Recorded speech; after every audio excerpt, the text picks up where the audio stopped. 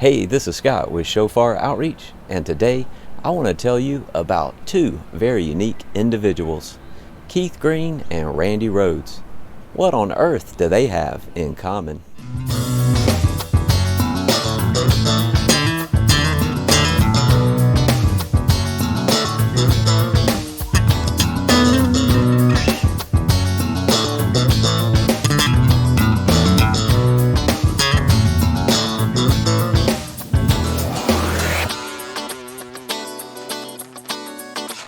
Keith Green and Randy Rhoads are two amazing musicians that had some incredible connections to each other.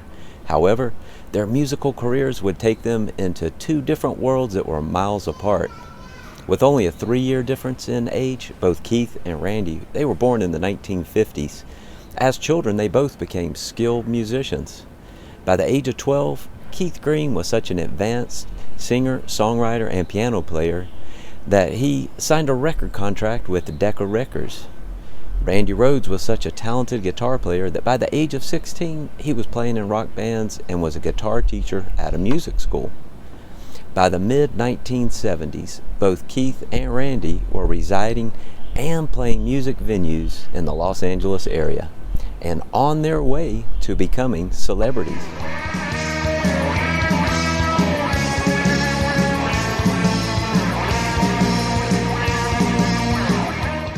In 1979, the famous singer Ozzy Osbourne was looking to start a new band.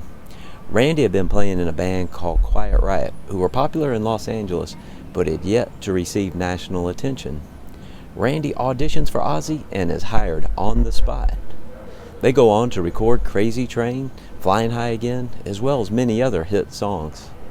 Randy's career skyrockets as he's quickly recognized as one of the greatest heavy metal guitarists of all time.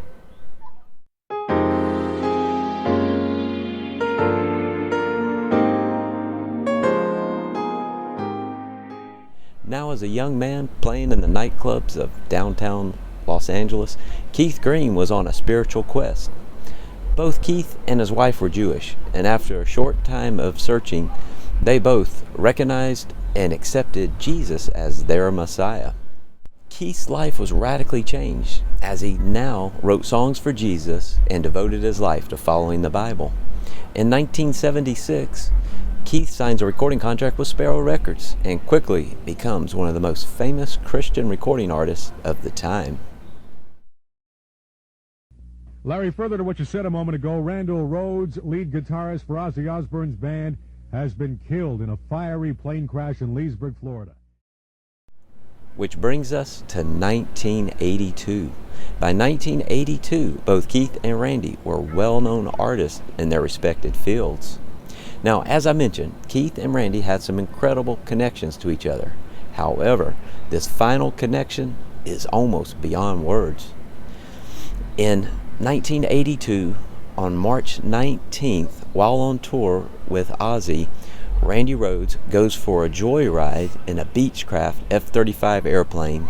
The pilot recklessly buzzes Ozzy's parked tour bus. The plane's wing clips the bus, sending the plane crashing into a nearby house, instantly killing all on board, including Randy. Just 4 months later, on July 28th of 1982, Keith Green, along with 2 of his children and 9 other people, go for a joyride in a Cessna 414. Tragedy strikes as the plane crashes upon takeoff into a nearby tree line, instantly killing all on board. To this very day, Keith and Randy inspire and influence people from around the world. But what can we learn from these two unique individuals? Well, whether we're famous or not, we all have an influence on other people. Whether we're known by many or not, only God knows how much time we have left on this earth. You see, we all play a role in leading people to Jesus. Keith Green's tombstone reads, "Gone to be with Jesus." The death, burial, and resurrection of Jesus has made a way for all who believe in Him to have a life full of purpose with the promise of everlasting life. Those who put their faith and trust in Jesus will have an influence on others that echoes into eternity. You see, we all play a part in leading people to Jesus. 1 Corinthians 3, 6 through 8 says, I planted, Apollos watered, but God gave the increase. So then neither he who plants is anything, nor he who waters, but God who gives the increase.